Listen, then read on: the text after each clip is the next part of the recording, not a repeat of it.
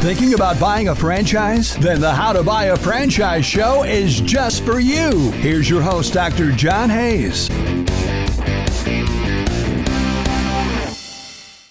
What's the number one challenge that a new franchisor is going to face?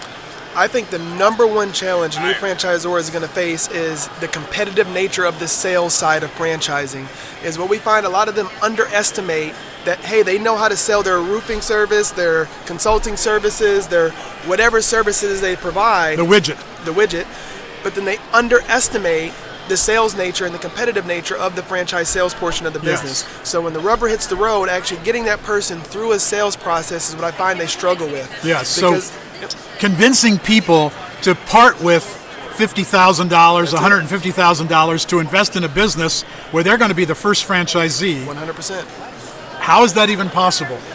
So we start off and we're fortunate enough to have all the data of United Franchise Group, and we actually have launched several new concepts ourselves where nobody ever heard of the name. Some of them we didn't even have a store up and running before we started selling them. So we knew that was a numbers game. We do every form of marketing that's imaginable, and we just put the numbers in our favor. So we work with all the vendors, we know who the big players are in the space, and we develop some usable metrics, and we just try to accomplish those goals. We track, monitor, fine-tune that process until we get it right. Yes. So I have talked to numerous emerging or breakout franchisors at this expo, in fact, who have either not sold a franchise yet, Sure. Some have been trying for 2 years, and some are, only recently have become a franchisor. This is their first expo, or they've sold maybe 2 or 3 franchises Sure. in 2 or 3 years. So this is part of what you're up against when you're a franchisor. And part of that problem is they don't know how to sell. That's it. And either they consult with someone or they read a book, and maybe they go to a sales seminar, but that's not quite the same as what you're going to recommend. It's not. I mean, so again, selling a franchise is similar to selling somebody a home, meaning there's not that much sales. You have to consult somebody through the process. There's no magic word. I can't throw, dirt on the carpet and show them how this vacuum cleaner works right then and there. It's a 30, 60, 90-day process this person has to get through.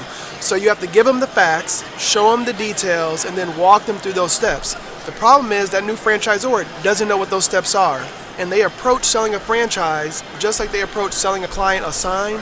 Inside of UFG, we actually have 2 separate marketing departments. We have a marketing department that actually works to get people into the stores, and another marketing department for people buying the franchise. So the guy that's buying your service may be the person buying a franchise, but typically it's completely 2 different worlds, 2 different processes.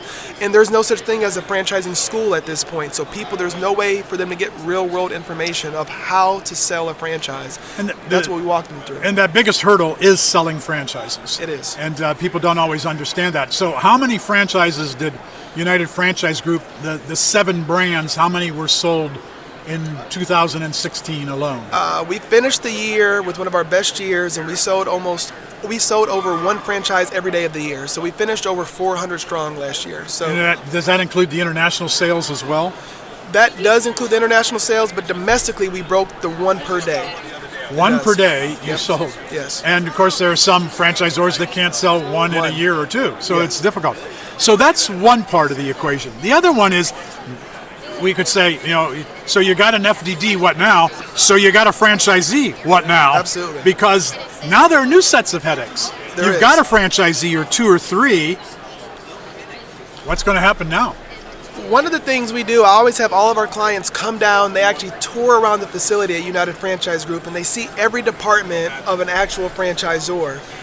Probably the least impressive office in our building is a cafeteria, right? And I show people the cafeteria because I had a client come down and pay, and they were like, "You have a cafeteria in your building?" And it struck a chord with them because, like you mentioned, they were a franchisor, they sold a few, and the biggest hiccup they had is the person came down and it was awkward who paid for lunch every day because they never factored into their franchise fee who pays for the flight for them to come down, the hotel where they stay, and the lunch during the day. we show them how to make sure that all these things that are problems we had in the past are taken care of. So from not only supporting the franchisee when they're up and running, who pays for lunches during the training? Who pays for the hotel? Who pays for the flight? Who handles these things during the time that it's set up? And then ultimately, exactly like you said, how do you support that franchisee when they're up and running? We show them how we actually do it in theory, in play, in real life. So a franchisee comes for training, and maybe it's a 2-week training period. They go home, maybe they're back for 2 weeks, and they open their store, they open their unit, and nothing's happening, or it's not happening the way they think it's going to happen. Whose fault is that? So, we like to say, obviously, it's a 50-50 road, and Ray Titus is pretty straightforward with franchisees, but we're going to send somebody out there. We're a large enough company that we've grown into that we have outside field support. United Franchise Group's motto is we have one customer, and it's the franchisee. When they're happy, we're happy. So there's obviously a direct correlation to a franchisor's success and the franchisee's success. That's all that there is.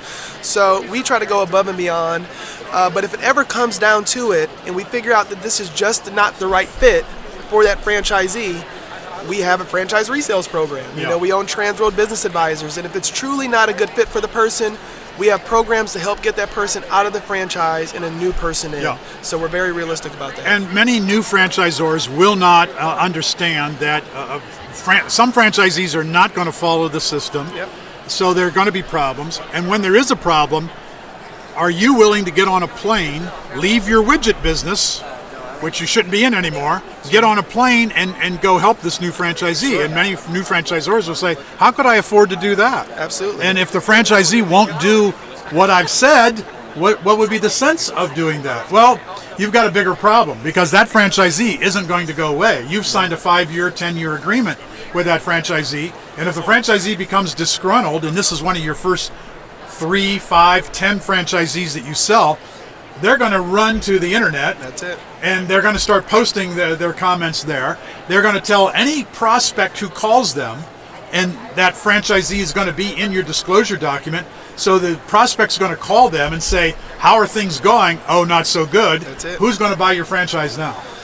You kind of hit it on the head. I mean, you have to really, when you become a franchisor, like you said, you have to make the distinction. Am I in the widget business, or am I a franchisor? At some point, every franchisor, as they're growing, has to make that distinction, right? So we show people how to effectively, pretty much you have to become the customer support channel. You need to have constant contact with those franchisees, making sure they're being successful, and especially when they're getting up and running, somebody's now invested possibly their life savings, they put everything into it.